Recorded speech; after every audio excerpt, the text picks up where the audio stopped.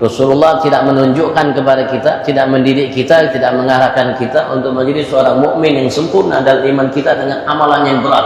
Harus puasa setiap hari, atau harus puasa Senin Kamis, atau harus puasa di Ayyamil Bid dan lain sebagainya, atau harus sholat bangun malam setiap hari, harus rakaatnya sekian banyak rakaatnya, atau kita harus sedekah sekian banyak sedekahnya, atau harus haji sekian banyak haji dan umrahnya. Mungkin nah, alhamdulillah Rasulullah mengatakan la yu'minu ahadukum hatta yuhibba li akhi ma yuhibbu li nafsi.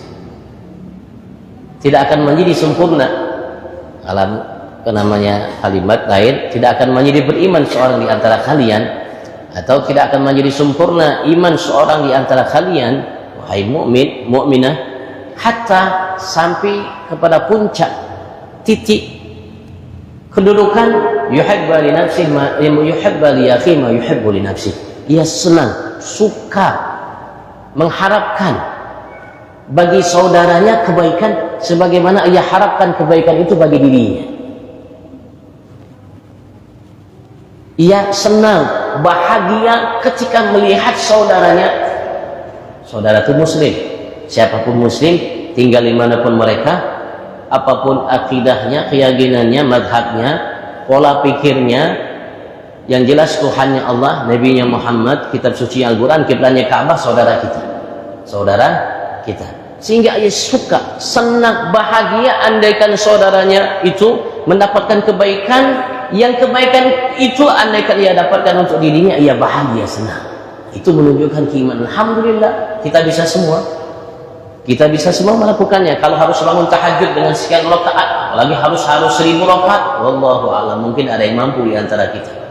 Tapi alhamdulillah Rasul sallallahu alaihi wasallam menitipkan satu masukan kepada kita, motivasi untuk kita menjadi seorang mukmin yang sempurna dalam iman. Dan mungkin ini berat karena manusia, berat kenapa? Karena manusia tabiatnya Allah ciptakan suka terhadap orang ketika orang itu suka terhadap dia, baik kepada seseorang ketika orang itu baik kepada ia. Ia akan menyambung silaturahminya dengan orang tersebut ketika orang tersebut menyambung silaturahmi dengan dirinya.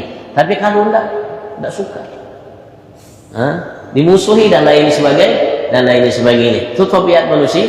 Maka kita harus mungkin di awal paksakan diri, paksakan. Ketika kita melihat siapapun saudara kita, walaupun dia tidak tahu senang yang ada dalam diri kita, karena Rasulullah tidak mensyaratkannya harus yang saudara kita itu tahu kesenangan yang ada di diri kita, enggak. Bahkan ketika ia tidak tahu, itu menunjukkan namanya kelebihan, kedudukan, martabat, senangnya ia atas nikmat yang Allah berikan kepada saudaranya. Alhamdulillah, mari kita tahun depan ini harus menjadi mukmin sempurna dalam iman. Dan Rasulullah juga mengatakan dalam sabdanya, la yu'minu ahadukum hatta yakuna hawahu taba'an lima ji'tu bih. Tidak akan menjadi sempurna iman kalian sehingga hawanya, keinginannya, harapannya, tujuannya taba'an lima ji'tu bih, untuk mengikuti apa yang telah datang dariku terhadapnya. Dalam melakukan sesuatu kita harus ikuti Nabi Muhammad, tauladan kita Nabi Muhammad, panutan kita Nabi Muhammad. Bukan si fulan, si pautan, bukan. Nabi besar Muhammad sallallahu alaihi wasallam. Allah mengatakan kepada kita, laqad kana lakum fi rasulin la uswatun hasanah. Nabi Muhammad panutan kita. Dan semua yang mengajak kita untuk menjadikan Nabi Muhammad panutan kita.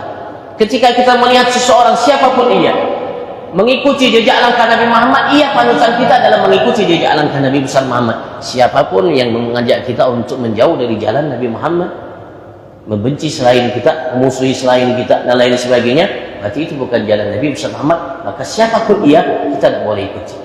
Bukan tauladan kita, bukan panutan yang baik bagi kita.